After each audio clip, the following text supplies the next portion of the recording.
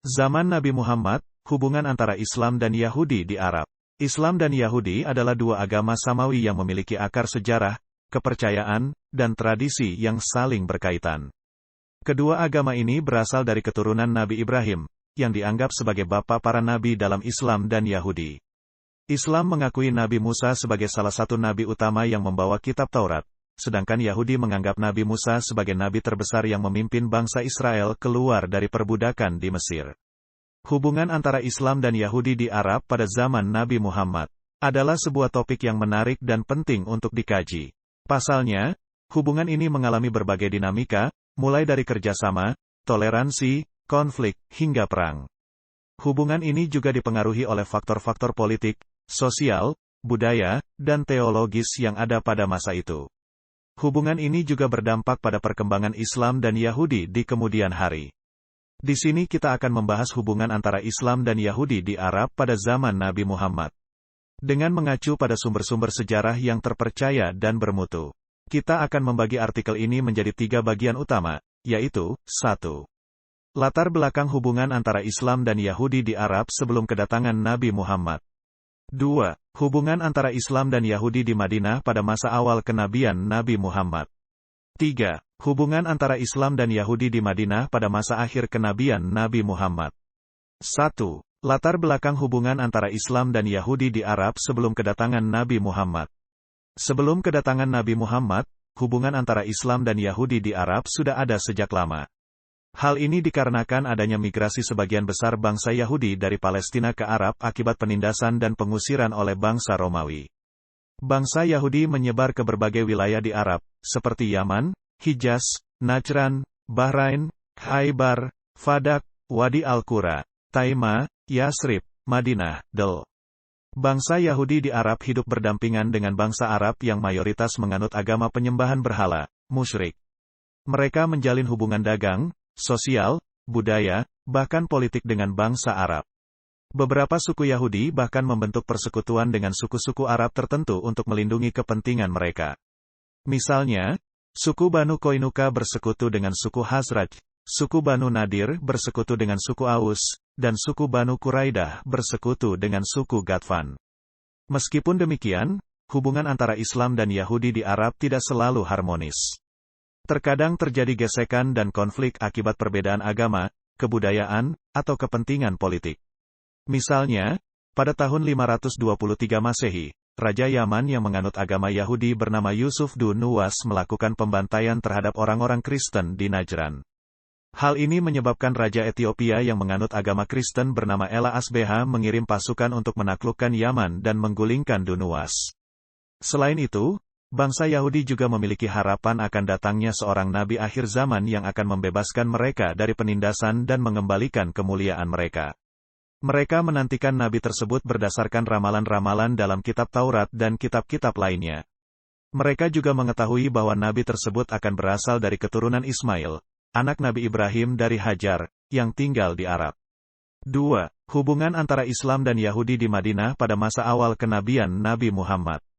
Pada tahun 610 Masehi, Nabi Muhammad menerima wahyu pertama dari Allah melalui malaikat Jibril di Gua Hira. Nabi Muhammad kemudian menyampaikan risalah Islam kepada kaumnya di Makkah, yaitu bangsa Quraisy yang menganut agama musyrik.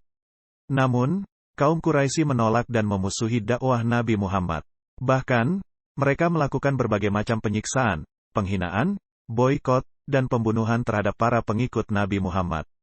Akibat tekanan dan ancaman yang semakin berat, Nabi Muhammad memerintahkan para sahabatnya untuk berhijrah, berpindah ke Habasyah, Ethiopia, pada tahun 615 Masehi. Hijrah ini dilakukan 2 kali, yaitu hijrah pertama yang diikuti oleh sekitar 15 orang dan hijrah kedua yang diikuti oleh sekitar 83 orang. Di Habasyah, para sahabat mendapatkan perlindungan dari Raja Najasyi yang menganut agama Kristen. Pada tahun 622 Masehi, Nabi Muhammad dan para sahabatnya melakukan hijrah yang ketiga, yaitu hijrah ke Yathrib, Madinah. Hijrah ini dilakukan setelah Nabi Muhammad mendapatkan undangan dan bayat, janji setia, dari sebagian besar penduduk Yathrib yang telah masuk Islam. Di Yathrib, Nabi Muhammad mendirikan negara Islam pertama dan menjadi pemimpinnya. Di Yathrib, Nabi Muhammad juga menjumpai beberapa suku Yahudi yang telah lama menetap di sana. Suku-suku Yahudi tersebut adalah Banu Koinuka, Banu Nadir, dan Banu Quraidah.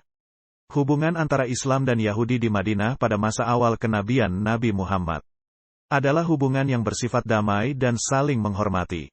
Hal ini ditunjukkan oleh beberapa hal berikut. Nabi Muhammad membuat Piagam Madinah sebagai konstitusi negara Islam yang mengatur hubungan antara kaum muslimin dan kaum Yahudi. Piagam Madinah mengakui bahwa kaum Yahudi memiliki hak-hak dan kewajiban-kewajiban sebagai warga negara Islam. Piagam Madinah juga menjamin kebebasan beragama, perlindungan harta benda, keselamatan jiwa, dan persamaan hak bagi kaum Yahudi. Nabi Muhammad menjalin hubungan baik dengan para pemimpin dan ulama Yahudi di Madinah. Nabi Muhammad sering berdiskusi dan berdialog dengan mereka tentang masalah-masalah agama, seperti tauhid, nubuwah, akhirat, syariat, dan Nabi Muhammad juga menghormati kitab Taurat sebagai kitab suci yang diturunkan Allah kepada Nabi Musa. Nabi Muhammad mengajak kaum Yahudi untuk masuk Islam dengan cara yang lemah lembut dan bijaksana. Nabi Muhammad menyampaikan bukti-bukti bahwa beliau adalah Nabi akhir zaman yang telah diramalkan dalam kitab Taurat dan kitab-kitab lainnya. Nabi Muhammad juga menunjukkan mukjizat-mukjizat yang membuktikan kenabian beliau, seperti membaca isi hati orang-orang Yahudi, menyembuhkan orang-orang sakit, membelah bulan, dan lainnya. Nabi Muhammad memberikan contoh teladan yang baik bagi kaum Yahudi dengan perilaku beliau yang jujur, adil, sabar, tawadu, dan lainnya. Nabi Muhammad juga memberikan bantuan dan pertolongan kepada kaum Yahudi yang menentangnya. Nabi Muhammad memberikan bantuan dan pertolongan kepada kaum Yahudi yang membutuhkan, seperti memberi makan orang-orang lapar, memberi minum orang-orang haus, memberi pakaian orang-orang telanjang, dan Nabi Muhammad juga menyelesaikan masalah-masalah yang dihadapi oleh kaum Yahudi, seperti menengahi perselisihan, menyelesaikan hutang piutang, menikahkan janda duda, dan lain-lain. Beberapa kaum Yahudi di Madinah tertarik dan terkesan dengan dakwah dan akhlak Nabi Muhammad SAW.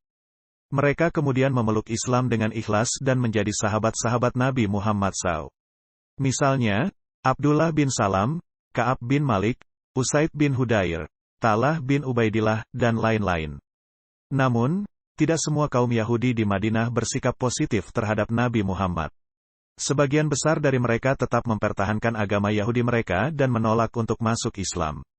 Bahkan, sebagian dari mereka berusaha untuk menggagalkan dakwah Nabi Muhammad SAW, dengan cara-cara yang licik dan jahat. Mereka melakukan hal-hal berikut. Mereka meragukan dan menentang ajaran-ajaran Islam yang disampaikan oleh Nabi Muhammad. Mereka sering mengajukan pertanyaan-pertanyaan yang sulit dan menjebak kepada Nabi Muhammad, dengan maksud untuk mempermalukan dan mencela beliau. Misalnya, mereka bertanya tentang ruh, nabi-nabi terdahulu, hukum-hukum syariat, dan lain-lain. Mereka menyebarkan fitnah dan propaganda negatif tentang Nabi Muhammad dan para sahabatnya kepada bangsa Arab dan bangsa-bangsa lainnya. Mereka mencoba untuk memecah belah persatuan umat Islam dengan menimbulkan perselisihan, kebencian, dan permusuhan antara kaum muslimin. Mereka juga mencoba untuk menghasut bangsa Arab musyrik untuk berperang melawan Nabi Muhammad. Mereka berkhianat terhadap perjanjian-perjanjian yang telah dibuat dengan Nabi Muhammad. Mereka melanggar Piagam Madinah dengan tidak membantu kaum muslimin dalam menghadapi musuh-musuh Islam. Bahkan, mereka membantu musuh-musuh Islam dengan memberikan informasi rahasia, persenjataan, bahan makanan, dan lain-lain. Mereka berkomplot dengan para munafik, orang-orang yang masuk Islam secara pura-pura, untuk merusak keamanan dan ketertiban di Madinah. Mereka melakukan sabotase, pembunuhan, pengerusakan, pencurian, dan lain-lain. Mereka juga berusaha untuk membunuh Nabi Muhammad SAW, dengan cara-cara yang licik, seperti meracuni makanan atau minuman beliau. 3. Hubungan antara Islam dan Yahudi di Madinah pada masa akhir kenabian Nabi Muhammad. Hubungan antara Islam dan Yahudi di Madinah pada masa akhir kenabian Nabi Muhammad adalah hubungan yang bersifat konfliktual dan permusuhan.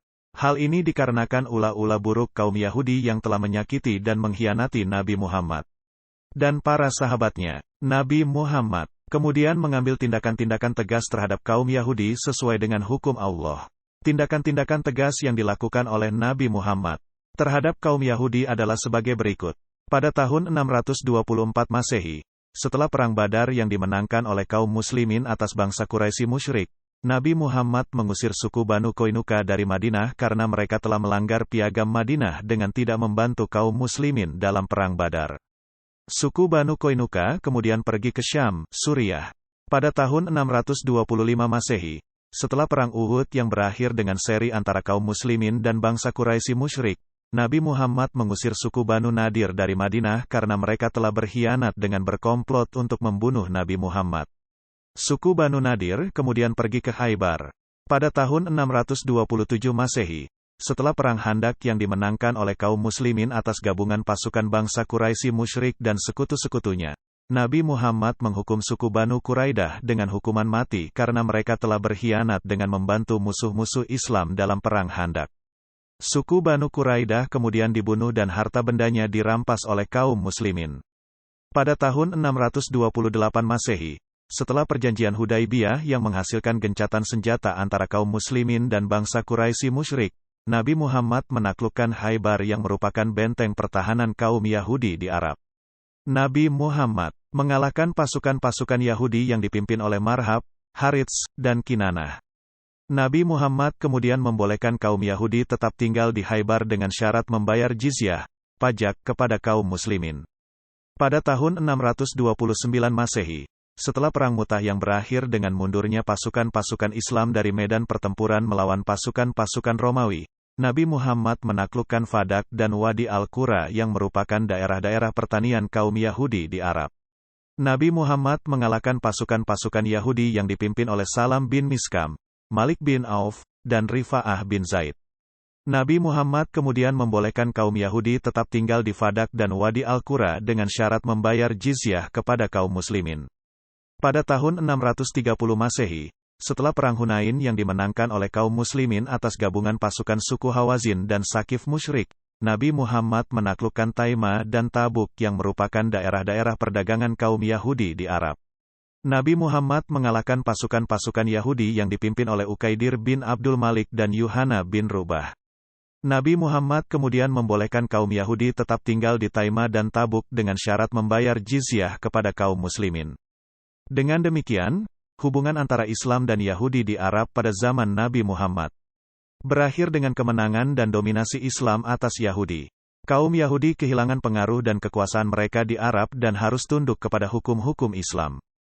Kaum Yahudi juga harus mengakui bahwa Nabi Muhammad adalah Nabi akhir zaman yang telah diramalkan dalam kitab Taurat dan kitab-kitab lainnya.